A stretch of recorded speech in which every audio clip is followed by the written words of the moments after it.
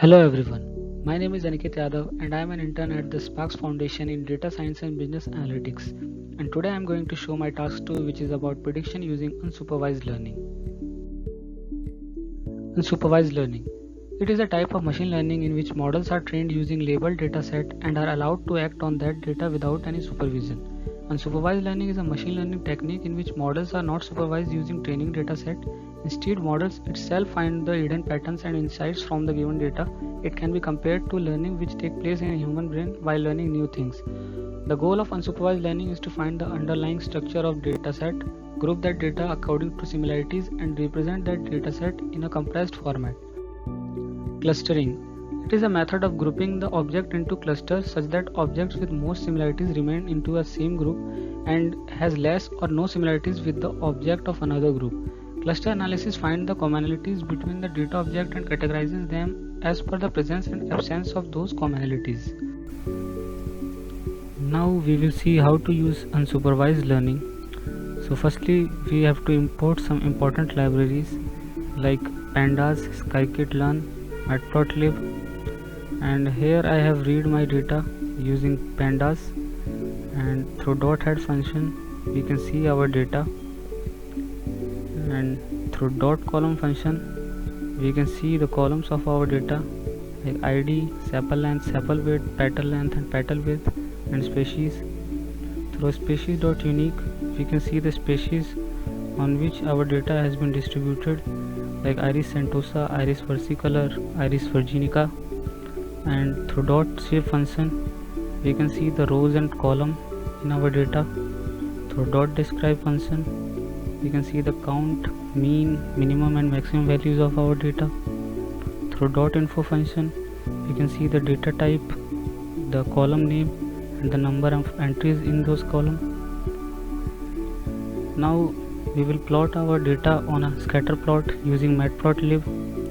So here we can see that our data can be distributed into some clusters. So we will find the optimal value for clustering.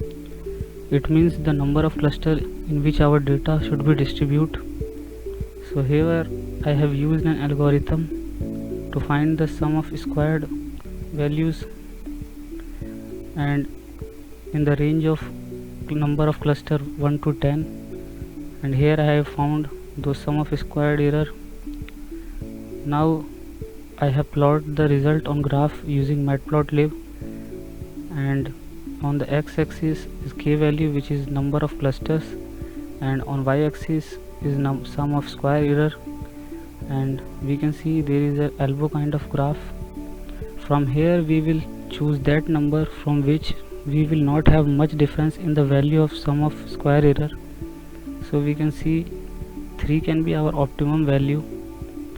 So we will use 3 number of cluster in our k-means model, and here we can predict our value by fitting our columns like sepal length, sepal width, petal length and petal width, and here are the predicted values for our data. And now we will add another column named cluster in our data, which we can see here through .head function. Now through .shape function we can see that now column are 7. Through .info function we can see another 6 column, which is cluster, has been added with int data type. Now through .cluster center we can find out the number of centers in our data. So we have made 3 clusters, so here we can see there are 3 number of cluster centers. And now we will plot our data on a scatter plot using matplotlib, and we can see now here are 3 clusters which we have predicted. The one in the blue color is iris versicolor, and in the orange is iris centosa, and in the green one is iris virginica, and these black dots are the cluster centers. Here are 3 cluster centers. Thank you.